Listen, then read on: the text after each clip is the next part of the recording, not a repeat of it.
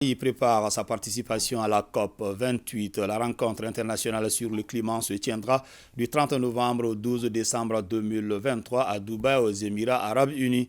La délégation malienne sera conduite par le ministre d'État, ministre de l'administration territoriale et de la décentralisation, porte-parole du gouvernement. Les participants étaient réunis ce mardi à la faveur d'un atelier de préparation. Les reportages de Salim Tandao et Gaussou H. Touré. Plusieurs départements et les services qui leur sont rattachés, le secteur privé, la société civile et les partenaires du Mali. Tous sont réunis pour échanger sur la participation du Mali à la COP 28. Cette rencontre internationale qui fixe les objectifs climatiques mondiaux. La rencontre fait suite à plusieurs réunions de la Commission nationale d'organisation. Le Mali fut l'un des premiers pays d'Afrique à mettre en place un fonds vert sur le climat. Et en plus, le Mali fut l'un des premiers pays d'Afrique à produire des experts mondialement reconnus qui ont servi au plus haut niveau sur la scène climatique internationale. Mais aujourd'hui, force est de reconnaître que nous avons été dépassés par beaucoup de pays qui ont pris le train en marche bien après nous. C'est fort de ce constat que le Mali veut aller à la COP cette année avec une nouvelle approche. Cela se concrétise tout d'abord avec l'organisation d'un atelier de préparation. Il est présidé par le ministre d'État, ministre de l'administration territoriale et de la décentralisation, porte-parole du gouvernement.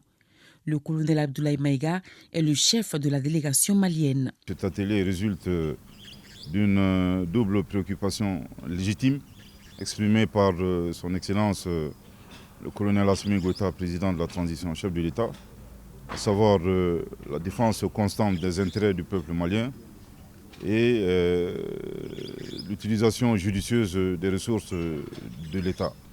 À titre de rappel, la COP globalement se particularise à la fois par la nature hétéroclite des acteurs qui interviennent, les institutions de la République, différents départements ministériels, le secteur privé et la société civile.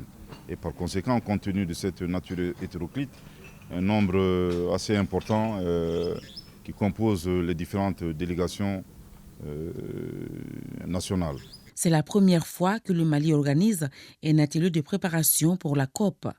Pour une participation réussie du pays à cette rencontre sur le climat, le colonel Abdoulaye Maïga pense qu'il est important de faire le point des acquis en matière de lutte contre le changement climatique et déterminer les futures actions à mener. Nous voulons obtenir le maximum de gains pour notre pays et notre population.